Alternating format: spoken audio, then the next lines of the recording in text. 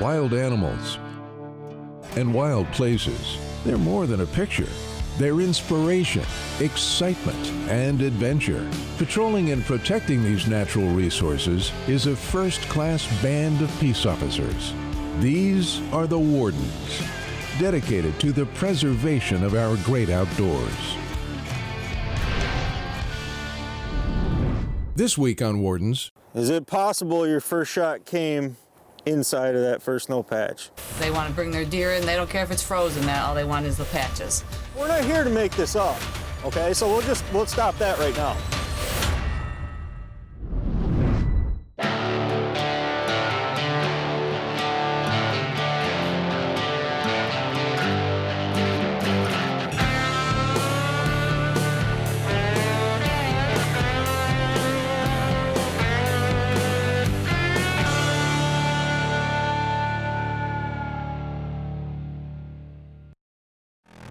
November 15th is an unofficial holiday for some in Michigan since it's the opening day of firearm deer hunting season. For many communities in the state, this date creates more excitement than Christmas morning. Schools are closed in some areas for the deer opener, and conservation officers work long days. In District 9, CO Justin Muehlhauser has spotted two unoccupied trucks that appear to belong to deer hunters. Got a couple vehicles parked in this field here. Looks like they're probably out there hunting.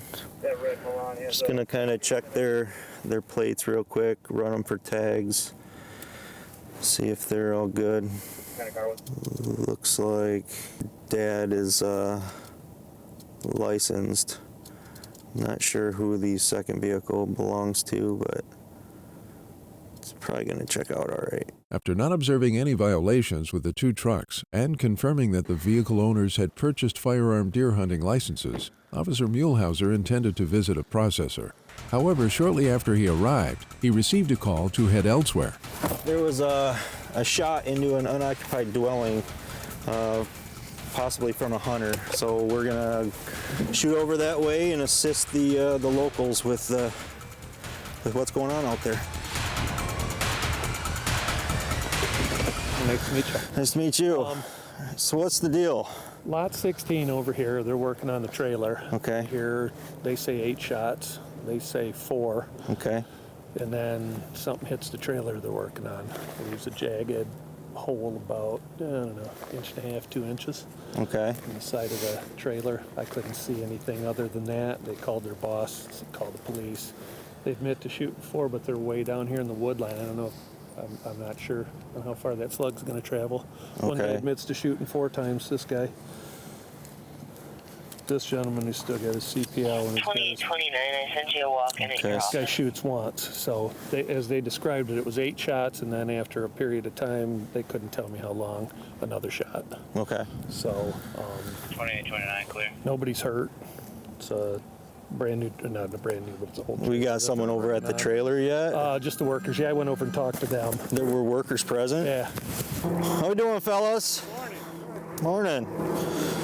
So what's going on? You guys out hunting then and shooting at a deer running across the field, or what's? Yeah. Yeah? Okay. You shot? I shot 4. 4 times, and then you shot once. Okay. Everybody using shotguns. Okay, you guys got your tags? Yep. How about we do this? We'll take the firearms, we'll set them on the truck for now, and then you guys can walk me down the line and show me where you were standing when you guys shot. Okay? Yep. So that way these aren't laying in the mud and getting all nasty stuff. We can put them up on the truck there. Just kind of keep them pointed in a safe direction.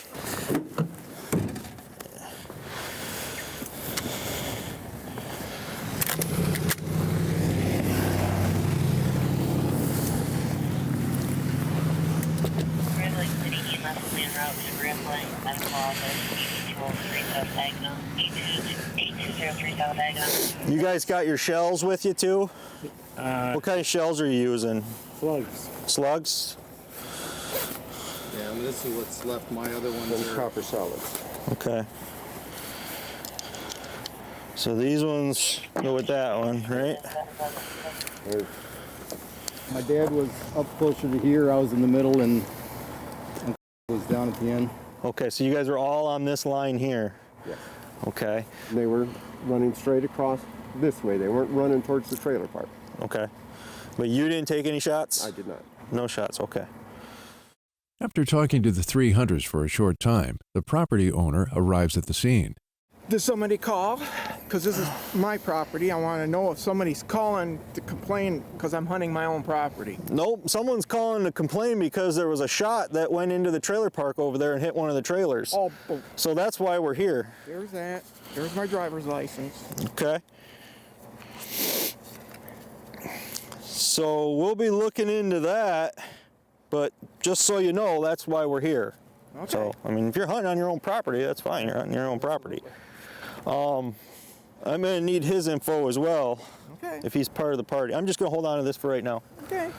So where was this so-called shot or what trailer got hit? I want to know that. It's one of the trailers in the trailer park over there. Where? I'll get you the address when we're all said and done here. Okay. I can't tell you right now off the top of my head, but I mean, I'm not making this up. I wouldn't be here. When was this so-called shot supposed to have taken place? I'm just gonna let you know that I was called to come out here and assist probably about 20, 30 minutes ago. So. Okay, so it was when there was free. So we're not here to make this up.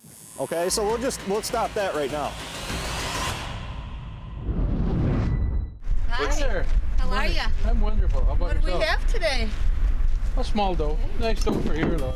With the exception of deer transported out of Michigan's CWD management zone, it is optional for hunters to take their deer to a check station. However, many successful hunters still visit check stations to learn biological information about their harvest, including the age of their deer and especially to get a patch. They want to bring their deer in. They don't care if it's frozen. All they want is the patches. And a lot of them collect them, and a lot of them have them from the very start. I came back from Vietnam in 1972 when the patches started, and my dad is going to be 94, and him and I have been hunting together ever since I've been back, and we each got every patch. During deer season, the DNR operates more than 100 check stations, and to keep them running, they utilize full-time employees as well as seasonal workers. Staff members must annually attend a training course to work at check stations. This is where our staff are receiving training about how to age deer, also how to fill out all the data that we take, and also head collection is really important this time of year. I'll be showing them how to age deer by looking at tooth replacement and tooth wear. To age a deer between 1/2 and 3.5 is fairly easy. It gets a little more difficult as they get older, but again, we try to go through the techniques to use to be able to do that. It's helpful for our disease surveillance. This is where we can collect heads for both chronic wasting disease and bovine TB testing. If it's really thin, you know, if you don't have any fat deposits on it, if the backbone is prominent, the pelvic bones are prominent, you know, that's a sick animal. That's one that this should be looked at. This doe was running with 5 other does. It's awesome. The guys come in and they're happy. The only time they're crabby is when their wives get a bigger buck than what they do, but otherwise it's wonderful. And there you go, sir. Congratulations. Thank you. Thanks for stopping.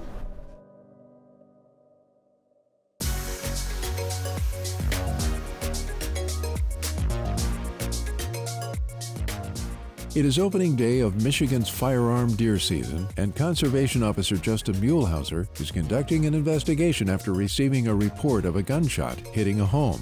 He's located some hunters that were targeting deer nearby.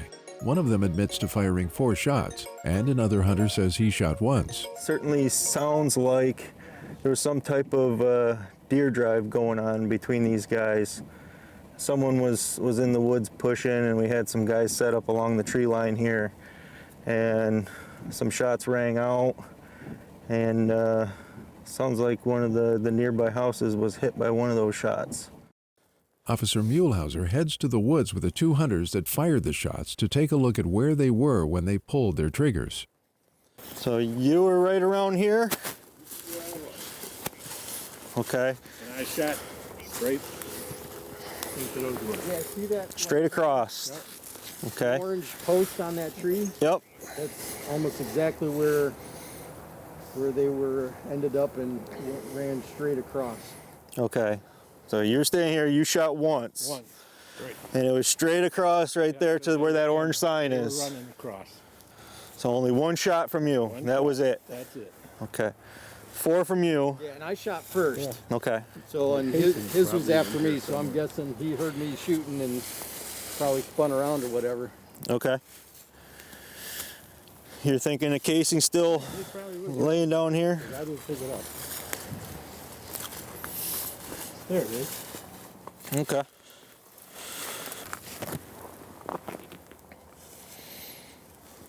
All right, we'll go down to his spot next. Now you guys do see the seriousness in this, right? I mean, you understand why we're here. I mean, I don't think these guys who are over here working on one of the houses are making this up. You know, I mean. I don't think they are. Well, I know if I lived over there, I wouldn't want to be hearing, shots, especially if I had kids or whatever. Right, but hearing a shot is one thing, and the other officer's already been over there, and he's found damage, and they're claiming that this came from one of these shots, right? So, I mean, there's people over there working at the time when this happened. It's a potentially dangerous situation. Where's the first place you see the deer when he gets to the field? I mean, I saw him probably right over here. Okay. But, you know, I've hunted this property before, so I know, you know, obviously not shooting over there. And I waited till they're, you know, a good 50 yards out, 60 or whatever. You almost see a big patch of snow right there or whatever. Yep. And that's where I started opening up. So right where that big patch of snow is right here. Yeah. So completely outside of any of these houses over here, that's when you take your first shot. Yep. Is it possible your first shot came inside of that first snow patch? Because I'm saying from where I saw where the house is located on the map, it's pretty good probability that it's in a pretty good line from right here. Well, so I don't think so. I mean, all that is yet to be determined, but seems pretty plausible to me. I mean, right? Anything's plausible. Right. You know, I get that. But. Right. C.O. Muehlhauser finds the 4 shotgun shells where the younger hunter shot from, takes pictures of them, picks them up, and heads back to his truck with the 2 hunters. So, I mean, I'm sure you know, not very safe to shoot at a moving target, especially if it's on the run, and you don't have a very good backdrop, right? Right.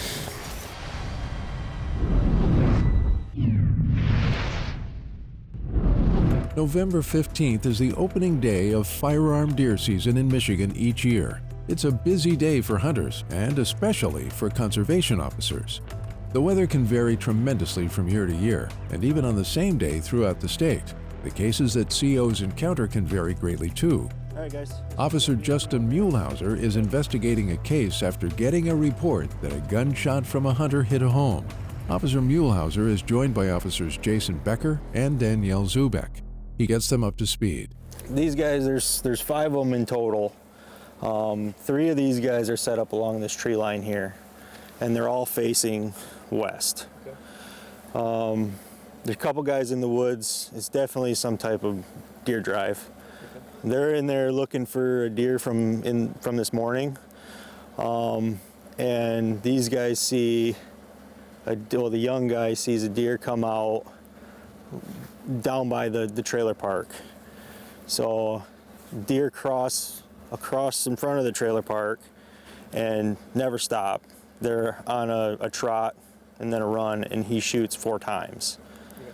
Missing each 4 times, and then the other guy takes 1 shot.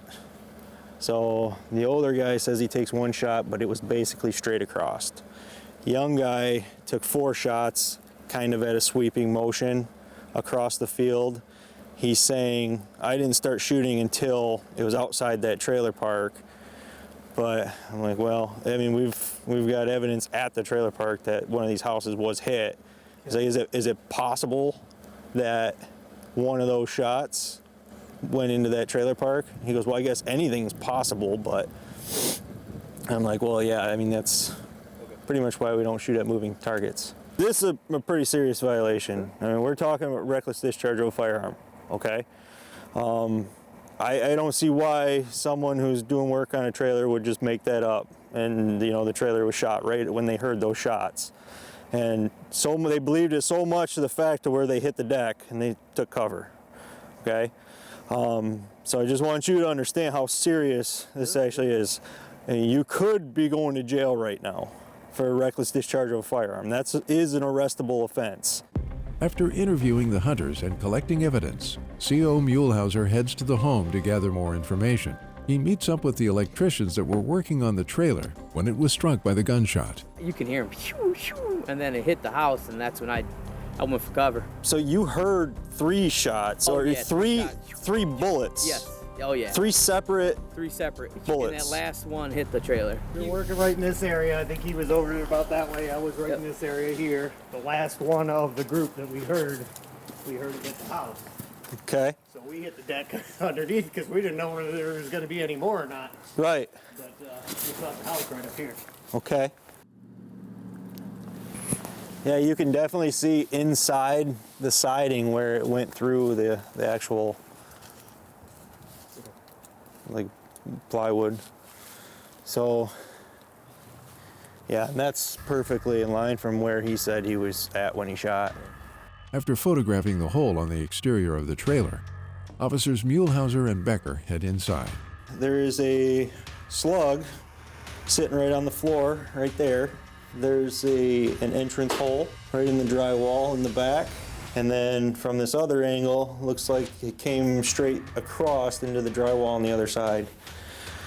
So we're gonna, right now this is a crime scene. We're gonna preserve all this evidence, tag it and bag it, and submit it to the prosecutor for review. Ultimately, it'll be up to them to authorize on the charges, but we are looking at a case for reckless discharge of a firearm. We just had a situation up here with a reckless discharge of a firearm. He admitted he took 1 shot. Well, it turns out the 1 shot that hit the house was likely from his firearm. Michigan Conservation Officer Justin Muehlhauser seized the gun of a hunter who took 4 shots at a running deer, believing he was the one whose slug hit a nearby dwelling. After finding the slug in the trailer, Officer Muehlhauser believes the slug matches those shot by the man's father, who only fired 1 shot. Initially, he didn't seize the father's gun and is calling to arrange another meeting to get it. Yeah, it's pretty obvious that the slugs that he's using, it's a particular type of slug, and it's almost an identical match to the slug that we recovered from inside the house. So these were the shells that you were using, right? That's the shell I was using. The sabbated slugs? Yep. Okay. This is... I gotta say one thing. When we got back to the car and we looked at the box of shells he had, it was mixed. Okay. It could have been a sabbat. Okay.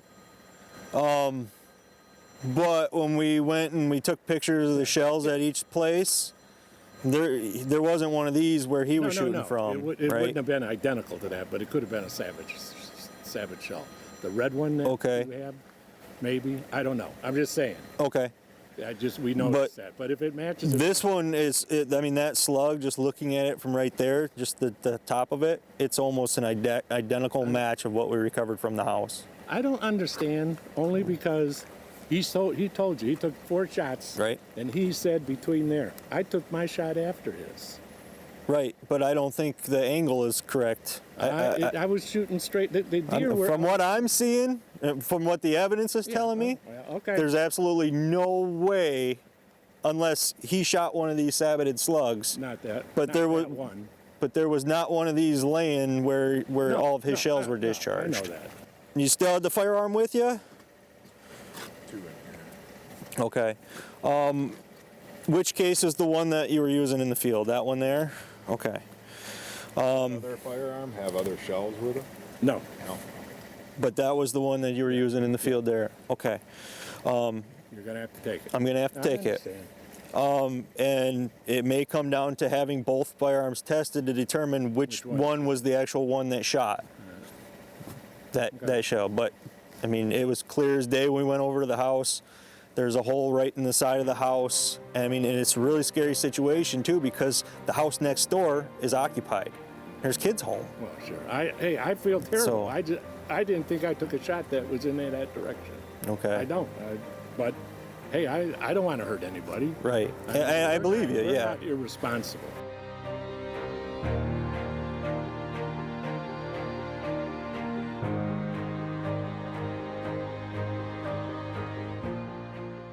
I know you guys got a hard job, and you got to do what you got to do. Right. So I'm a big supporter of you guys. So.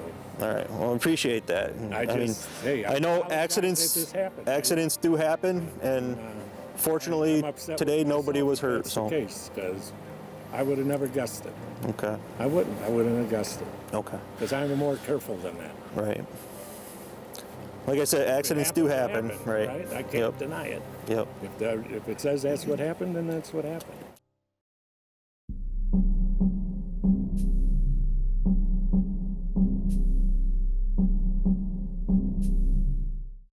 Wild animals and wild places. They're more than a picture.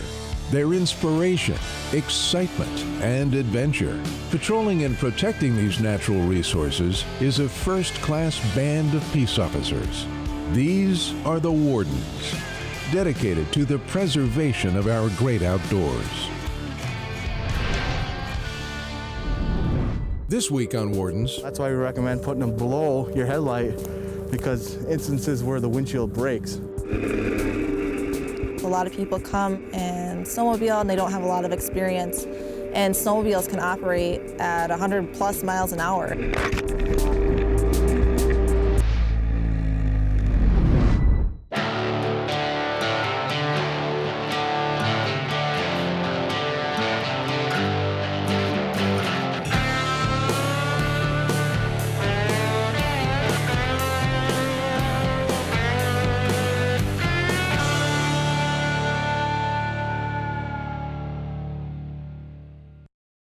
Michigan has been called a winter wonderland, and it's a fitting description. The state boasts over 40 ski resorts, more than 6,000 miles of designated snowmobile trails, as well as nearly 900 miles of groomed cross-country skiing trails.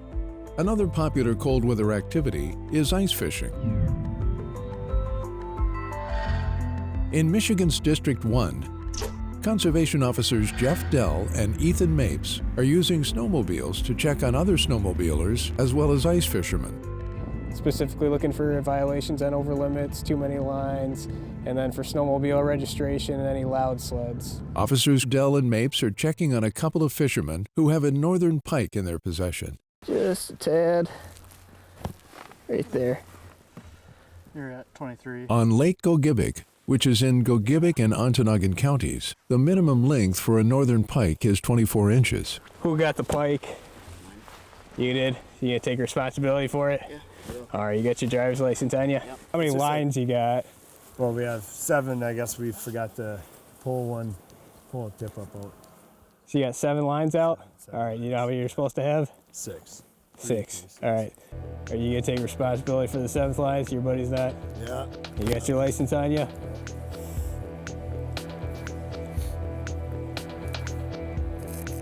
Another thing, I don't know, do you guys have your tip-ups labeled?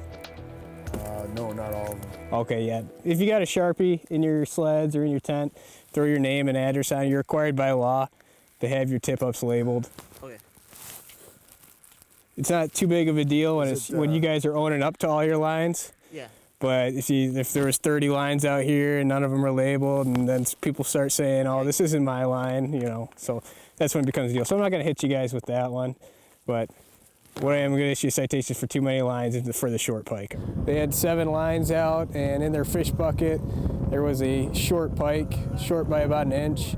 The gentleman who caught the pike admitted to catching it, said he'd been fishing here for years, never knew that there was a size limit on pike. He had a tape measure on him. I measured it with his tape measure and it came out 1 inch short. So that gentleman took responsibility for the pike. The other gentleman took responsibility for the too many lines. One of the fishermen doesn't have the registration for his snowmobile or a helmet. So Officer Mapes loans him his helmet to ride to his cabin to get his registration and helmet.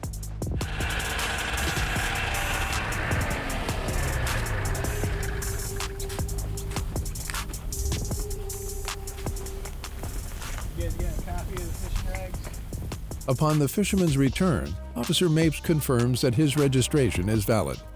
Cited you for possessing an undersized pike like we talked about. Size limit is 24, and you can only possess 2 of them, all right? So between the two of you buddies, you can have 4 pike 24 inches or greater.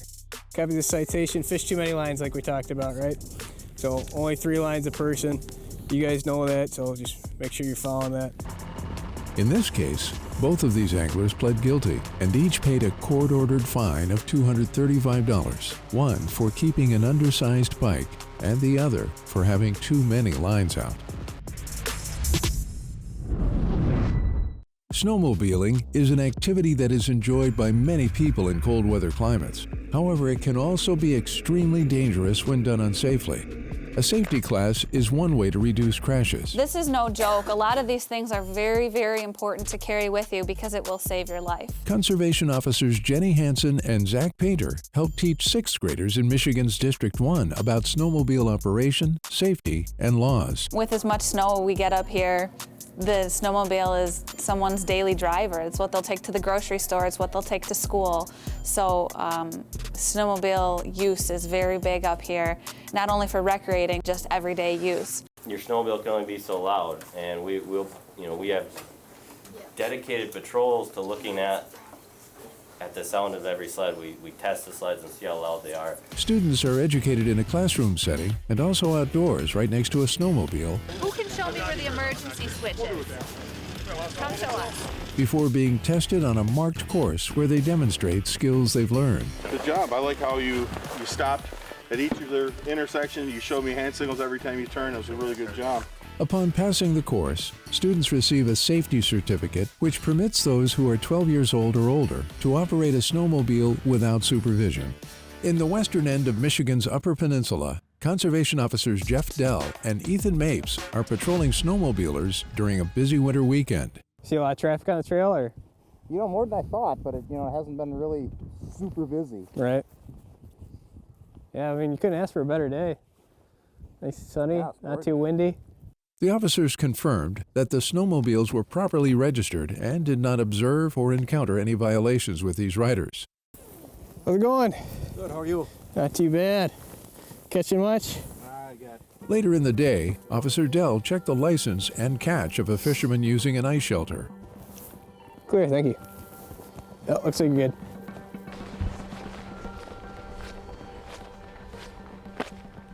We're up here, we come up snowmobiling all the time.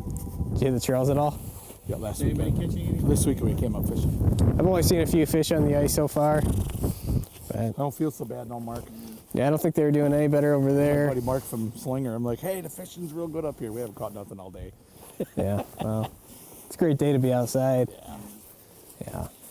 All right, well, I'll let you guys get back to it. Take care.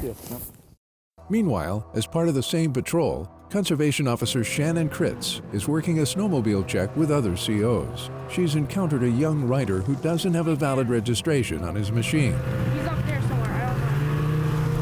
Is there any paperwork in here? Do you have copies on this one? I'll look. Okay. There has to be something.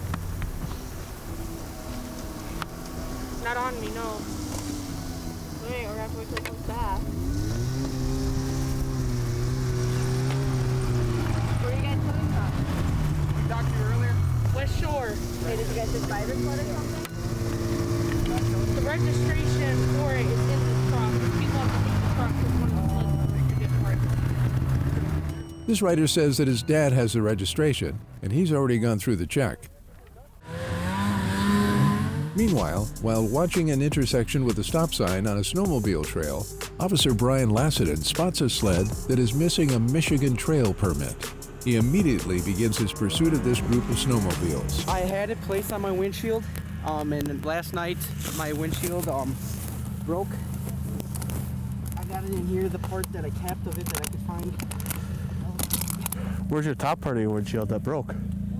Some of the pieces fell in powdery snow, and I tried looking for them. I couldn't find them. The other pieces that didn't fall off, they were all just still connected to the sled, and I took those off this morning, threw them out. I just kept that piece just in case I got stopped, thinking that it'd be somewhat proof enough.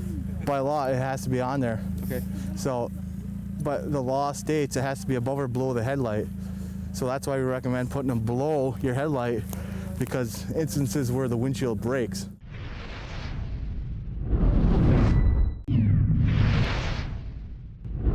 The duties of a Michigan conservation officer vary from season to season and even from day to day. Most of the time, their assignments have them enforcing game and fish laws, but as fully commissioned peace officers, they are authorized to enforce general criminal law as well.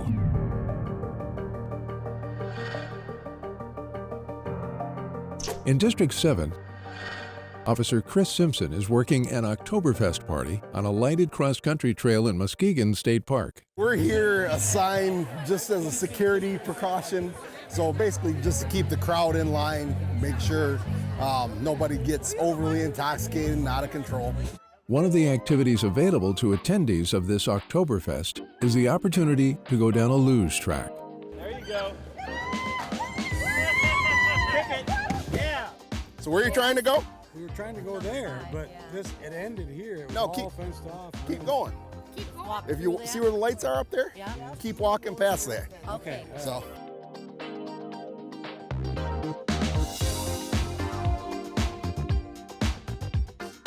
You can tell the liquor's starting to flow a little bit better now.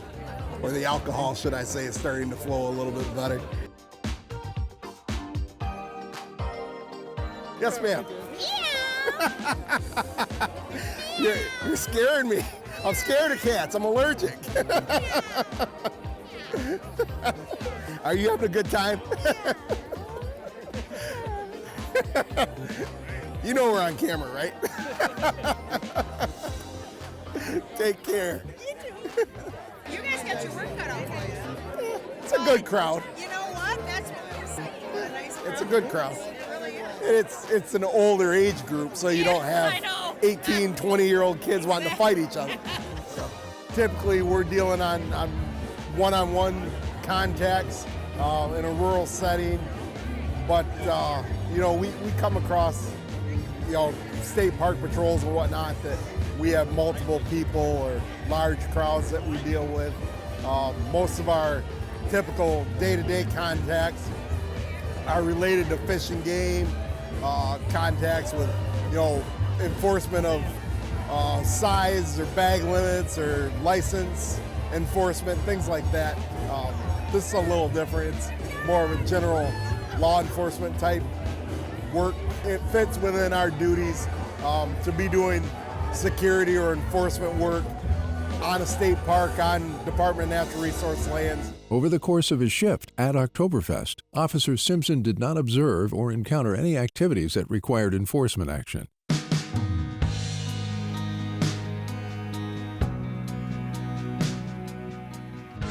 Officer Shannon Kritz has contacted a snowmobiler who does not have the appropriate registration sticker on his sled. The rider told her that his father has the appropriate paperwork. The rider's father had gone through this check, but later returns to the scene.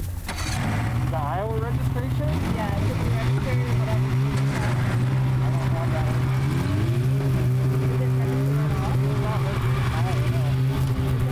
I never wrote it in Iowa. You know, snowmobiles have to have a registration just like your car does, right? So you get the trail sticker and then you register in whatever state. I didn't know that. No, if you didn't register it in that state. Is this registered anywhere? That one's, no, not that I can see. This one was just bought, so it hasn't been transferred yet. Neither the young rider nor his father have the appropriate registration. Officer Kritz writes the father a ticket for not having the appropriate registration for one machine and gives him a break for the second snowmobile not being registered. You're getting off pretty cheap for getting the one. Okay. Well, I appreciate that. I didn't know that they need to be registered where you're from. Yeah, it's just like a car. That's your registration plate. Okay. If I leave the state, I gotta have my Michigan registration on my car. Right. So you'd have to. You could actually register this in Michigan, Ohio, Indiana, wherever you want, but you just have to have a plate on it or a registration detail. Yep. The kid didn't have registration on his snowmobile. The dad came back. He also did not have registration on his snowmobile. They said that they were registered, but they had no proof. So the dad was cited for failing to display registration on his snowmobile and given a warning for the other snowmobile. In this case, for not having his snowmobile registered, almost a year after this footage was shot, the father hasn't paid for his citation and has a warrant out for his arrest. Later in her patrol at the same check, Officer Kritz finds another snowmobiler without a registration on his machine.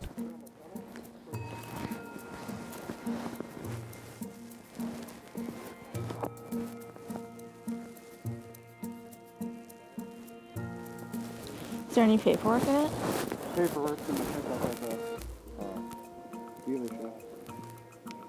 Where'd you rent it from? The rider tells CO Kritz that he's renting the sled and only has the paperwork outlining his rental agreement.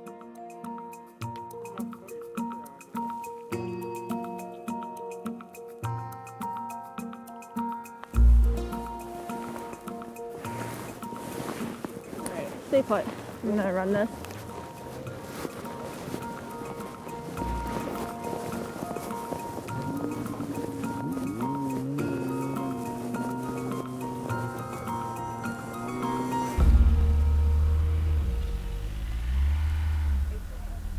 Did you write that other one from Waters Meat too? No, this, he owns that. Okay. Yeah. I'm not getting anything back on it. I'm gonna give you a warning. All right. Since it's not your sled and you rented it. Yep. What you need to tell them when you turn it in. Okay? All right. Tell them that there's no registration, doesn't come back. You may have this, but you know. Does you a lot of good. Yeah. We didn't even think about it. I'm giving a warning. Call them. I'm gonna give them a call as well. Okay. No, it's right on here. At least I have that, right? I stopped that guy for failing to display registration. It turns out his snowmobile was a rental out of Waters Meat. I ran it by VIN and it had no registration, so I got the VIN, I got where it was rented from. So I gave that guy a warning since he was a renter and he's not responsible for the registration, but I'm gonna follow up with the renter company tomorrow or Monday and give them enforcement action on not registering their snowmobiles that they're renting. Upon following up with the company that rented the snowmobile to this rider, Officer Kritz confirmed that this machine was properly registered and issued the company a warning for not having the registration affixed to the snowmobile.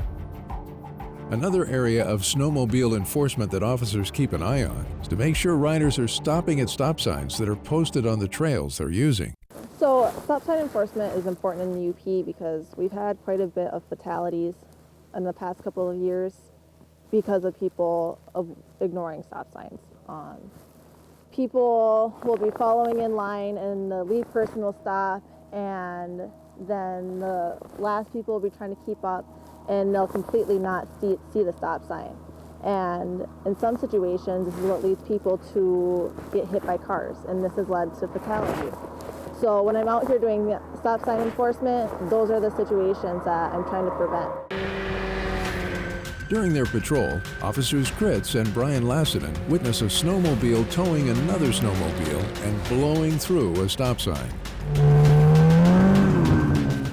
We understand why we're working stop sign enforcement, right? I understand it. Okay. Do you have any warrants or warrants for your arrest? No, ma'am. You're going to be getting a ticket for not stopping at that stop sign. Every single snowmobile needs a registration on it. The trail stickers are what supplies money to our groomers, and our groomers are out multiple times a day, so that's why it's important to enforce it. So we have funding to keep our trails nice and to keep people coming back to Michigan's trails. Officer Brian Lassinen spots a sled that is missing a Michigan trail permit. The rider says that he was in a crash the day before that broke his windshield, and that's where the sticker was attached. He shows CO Lassinen a picture on his phone of what he says is proof of the sticker. So this is from the guy I bought it from Rockford, Illinois. When did you buy it? A couple months ago, I think around, what was it, November? Late November? December? I'm trying to remember here. I'll give you a warning for it. Okay. By law, it's supposed to be on your machine. Okay. Okay. Thankfully, you got a picture. Yep. He's been our picture guy. Yeah. So. Otherwise, yeah. I'll probably go. You could get this from anywhere, you know what I'm saying? Save yourself $48. Sure. trust me, you're not the first person that would try to pull it over. Sure. I wouldn't try to do that, so. In the future, don't put them above or below. Put it below your headlight. Okay. For that reason. Like as I explained, if you didn't have that picture, I mean, how am I supposed to know? Yeah, I know. I understand. What that means. You know what I mean? I know, yeah, obviously I know it's part of a sticker, but, all right? Yep. So if you come back, you got to get a new sticker, all right? Okay. As a part of the same patrol, Officers Lassinen and Shannon Kritz observed and pulled over a snowmobiler who blew through a stop sign while towing another snowmobile. I'm not arguing none of it with you. I told her when we drove past you guys, oh, we're going to get pulled over. Do you have registration stuff? I haven't got it in the mail yet. Do you have any paper report for it? No, actually, we just got pulled over at Lake Ogivik too. For the show you like my insurance and stuff on it. The exhaust can and stuff that's on it. Because they tested and they didn't say nothing about it. I told them the same thing. Okay. If the vehicle would have been coming down this driveway, he wouldn't have been able to stop. All right, here's your driver's license back. Here's your ticket on, you're gonna have 10 business days to call the court. Monday afternoon at the soonest. Right. But call that number, you'll be able to take care of this right over the phone. Oh, good, thank you. Just gonna write down your snowmobile registration.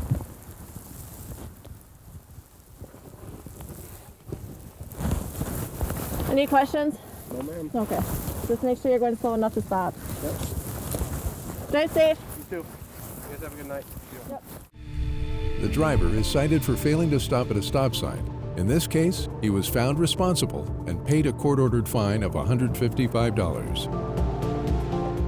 It's important to be situationally aware when you're out on the trails. A lot of people come to the UP and snowmobile and they don't have a lot of experience. And snowmobiles can operate at 100+ miles an hour. So it's important to operate within your means. If you're not very experienced, don't go faster than your means to be able to stop. Plus we have a lot of wildlife. You'll see people, they hit deer on the trails. So you just need to be aware, make sure you stop at stop signs, and if you're bar hopping, you need to keep it under .08 because that also leads to fatalities during snowmobile season. So it's important to just be safe.